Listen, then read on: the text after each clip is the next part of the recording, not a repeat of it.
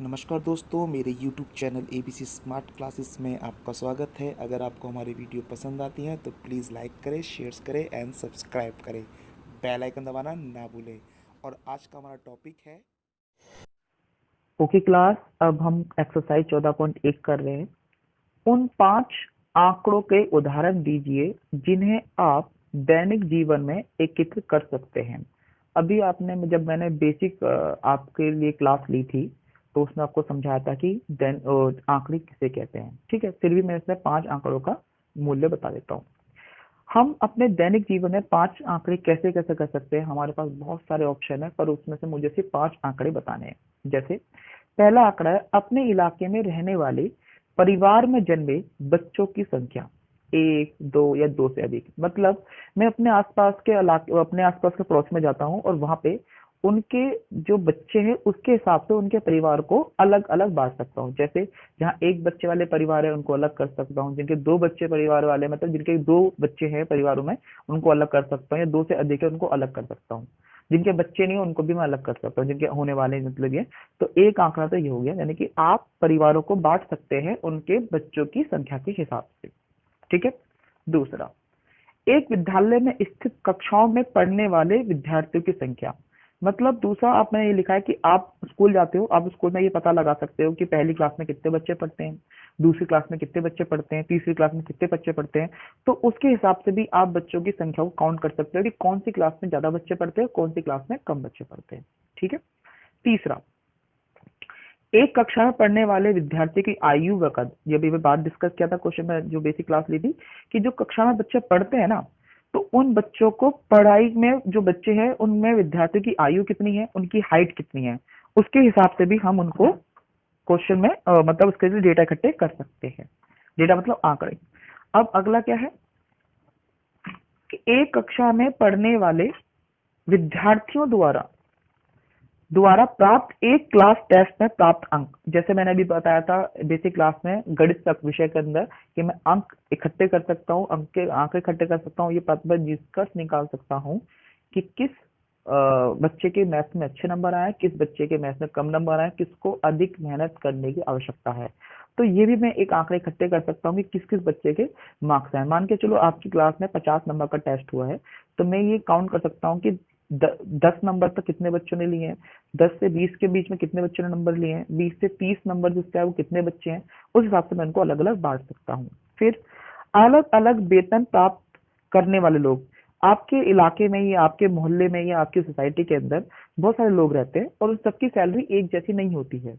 तो आप वहां पे सैलरी के हिसाब से लोगों को अलग अलग भी कर सकते हो। जैसे मान के चलो किसकी सैलरी ज्यादा है तो वो अमीर वर्ग में हो जाता है, किसकी सैलरी कम है तो गरीब वर्ग में हो जाता है। सोसाइटी एक तरह की, तो हम उनमें ये भी पता उनके डेटा कलेक्ट कर सकते हैं कि किन किन लोगों के पास सैलरी अच्छी मिलती है, किसको सैलरी कम मिलती है। ठीक है। तो ये मेरे पास 5 उदाहरण है। आप ऐसे बहुत सारे उदाहरण आप दे सकते हो। जैसे आप कह सकते हो कि आपके वो तापमान एक में जैसे गर्मी की छुट्टी होती है तो तापमान का कैलकुलेशन कर सकते हो कि किसी में मतलब 48 डिग्री है, कहीं 36 डिग्री है, कहीं 35 डिग्री है। तो ऐसे उन दिनों को भी आप काउंट कर सकते हो। या आप ये भी काउंट कर सकते हो किन किन महीने में बारिश होती है, किन किन महीने में बारिश नहीं होती है। या आप बहुत सारे ऐसे बहुत सारे आंकड़े हैं जैसे आप उन्हें पता लगा सकते हो कि डेटा बना सकते हो कि कौन कौन सी किसी भी चीज निष्कर्ष निकालने के लिए। जैसे मैंने कहा आपके रोड पे कितनी गाड़ियां चलती हैं, तो आप कह सकते हो 4 पहिए वाली इतनी चलती है, 3 पहिए वाली इतनी गाड़ी चलती है, 2 पहिए वाली इतनी गाड़ी चलती है। तो ये सारी जो चीजें हैं, ये सारी की सारी चीजें आंकड़ों को इकट्ठा करना होता है। ठीक है बेटा? तो आंकड़ों को इकट्ठा करना, ये उदाहरण है आपको एकत्रित कराया मैंने इसके लिए अपने जेवीजी वो आसपास की चीजों से लिए। तो ये मेरा पहला क्वेश्चन है। अब हम इसका सेकंड क्वेश्चन कर रहे हैं। दिए गए संकलन प्रश्न 1 के आंकड़ों को प्राथमिक आंकड़ों या गौण आंकड़ों में वर्गीकृत कीजिए। वर्गीकृत का मतलब अलग अलग बांटिए।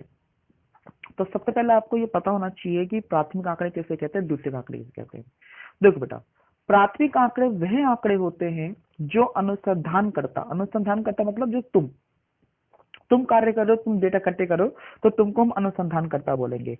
अनुसंधान करता स्वयं एकत्र करता है, स्वयं जाता है और एकत्रित करता है, उसे प्राथमिक आंकड़े कहते हैं। जैसे कि आपको अपने क्लास के अंदर बच्चों के बच्चों की आयु पता लगानी है, तो अगर आप स्वयं कोई काम कर रहे हो तो वो प्राथमिक आंकड़े हैं।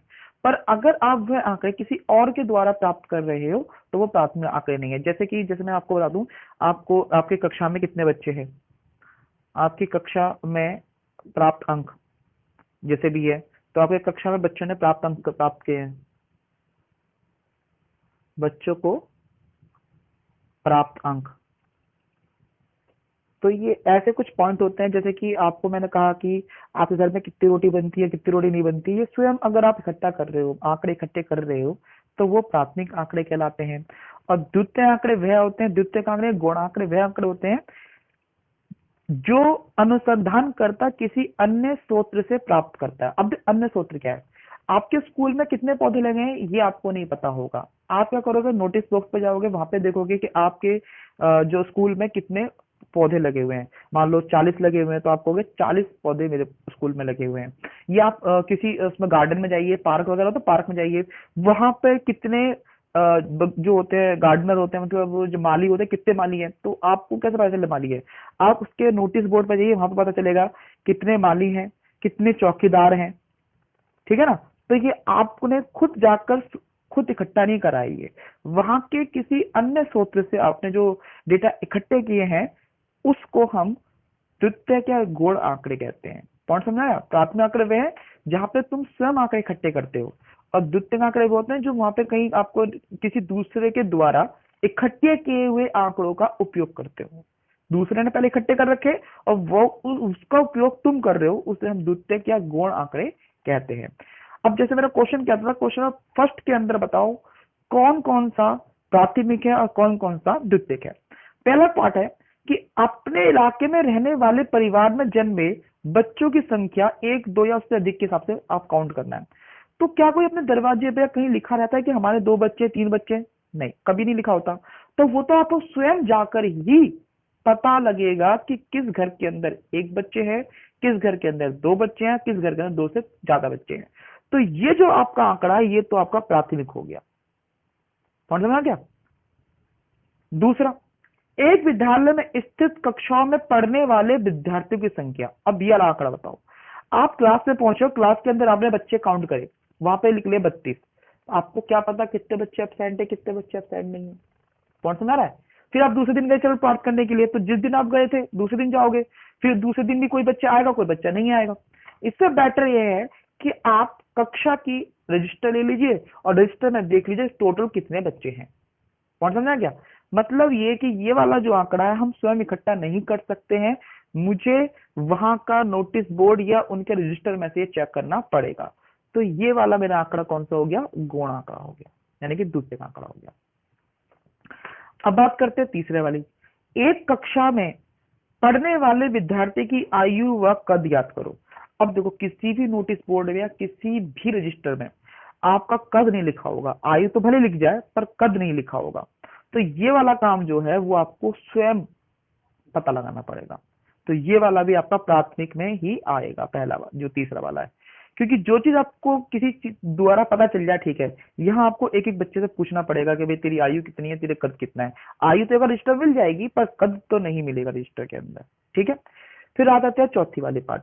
एक कक्षा पढ़ने वाले विद्यार्थी द्वारा प्राप्त एक क्लास टेस्ट में प्राप्त अंक। मैंने टेस्ट बोला बेटा, अगर मैं बोलता एग्जाम, फाइनल एग्जाम, तो उसकी रिपोर्ट तो मुझे मिल जाती स्कूल के किसी भी रजिस्टर के अंदर या वहां की मार्कशीट के द्वारा मिल जाता। पर टेस्ट का मार्क्स जो है वो कभी भी इसकी रिपोर्ट कार्ड तो होती नहीं है। तो ये वाले आंकड़े भी आपको स्वयं पता लगाने पड़ेंगे, ये भी आपका प्राथमिक ही कहलाएगा। ठीक है। अब है आपका लास्ट, अलग अलग वेतमान। जो वेतमान प्राप्त कर, वेतन मतलब जो वेतन होता है, तो वेतन आपको जो वेतमान है प्राप्त करने वाले लोग। अब कौन सा व्यक्ति आपसे कहेगा मैं इतनी कमाता हूँ, इतना नहीं कमाता हूँ, तो आप वहां के ऑफिस में जाओगे और वहां का जो रजिस्टर है या वहां का जो नोटिस है उसके हिसाब से आप उनको अलग अलग कर सकते हो, किसकी सैलरी ज्यादा है, किसकी सैलरी कम है। आपके स्कूल के अंदर भी बहुत सारे टीचर्स रहते होते हैं जिनकी सैलरी की ज्यादा होती है, किसी की कम होती है, कोई एक्सपीरियंस के हिसाब से या किसी कक्षा के हिसाब से। जैसे 8वीं तक की कक्षा की सैलरी टीचरों की सैलरी कम होती है, 8वीं से 10 की जो पढ़ाते हैं टीचर उनकी सैलरी अलग होती है, 10वीं 11वीं से 12वीं पढ़ाते हैं उनकी सैलरी अलग होती है। तो ये कैसे पता लगाओगे, ये भी आप रजिस्टर से ही पता लगा सकते हो। तो ये भी आपका गुण आंकड़ों में ही आएगा। ठीक है। आई होप को समझ में आ गया होगा। तो मैंने इसका आंसर दिया, प्राथमिक आंकड़ों में पहला, तीसरा और चौथा है। पहला, तीसरा और चौथा, ये तीनों जो है प्राथमिक के हैं। मैं इसको प्राइमरी लिख देता हूँ, पी, पी और पी लिख गया होगा। और ये जो दूसरा है वो सेकेंडरी है, सेकेंडरी मतलब गुण। तो ये आपके सेकेंडरी है दोनों, और ये तीनों आपके प्राइमरी हैं। Okay. Thanks for watching this video. If you like that, please like, share and